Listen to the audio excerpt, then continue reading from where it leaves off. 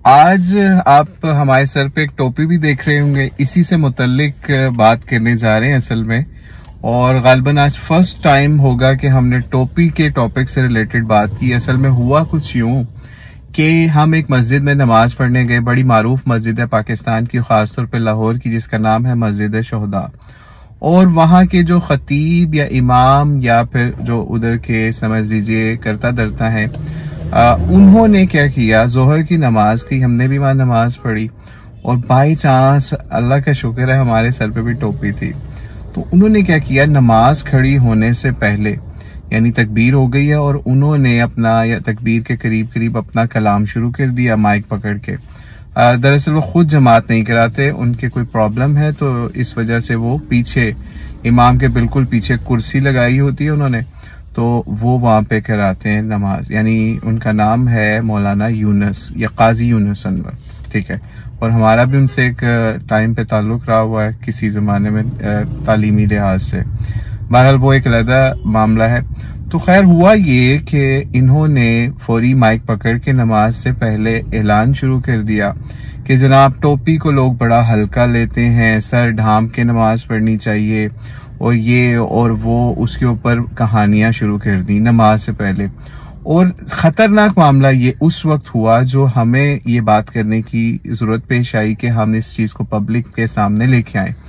और उन्होंने क्या किया कि एक शख्स जिसकी दाढ़ी भी थी और वो गालिबन पहली दूसरी सफ में खड़ा हुआ था और गालिबन की सफेद दाढ़ी थी या कोई बुजुर्गी टाइप बंदा था, उसको उन्होंने डायरेक्ट टारगेट किया और उनको कहा कि आप भी इतने अच्छे कपड़े पहने और टोपी क्यों नहीं आपने पहनी हुई। अब वो बंदा तो शर्म से पानी पानी हो गया होगा ना, जिसको आपने डायरेक्ट ऐसे टारगेट किया नमाज से पहले या नमाज के समझ लीजिए वहां पे सैकड़ों लोग थे उस वक्त।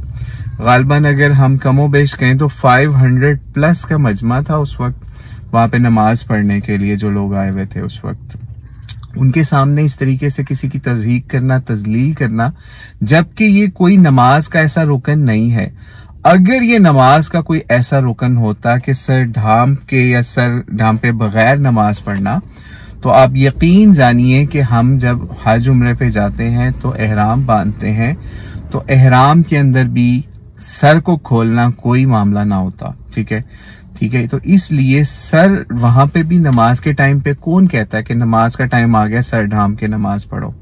नहीं तो बाकी चीजें जो सी हैं, जो दीन के अहकाम या मामलात हैं, जब हम एहराम में होते हैं उनका पूरा पूरा ख्याल रखते हैं और बल्कि पहले से ज्यादा ख्याल रखते हैं। मिसाल के तौर पे कोई गाली गलोच, कोई बुरी बात, इस तरह की बातें या फोश कलाम या हंसी मजाक, वो सब चीजें तर्क कर देते हैं।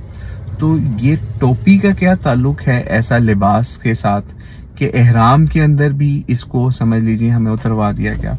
ये एक जीनत की चीज है, सर कवर करने की चीज है सर, लेकिन इसको ऐसे नज़ा का मामला नहीं बनाना चाहिए।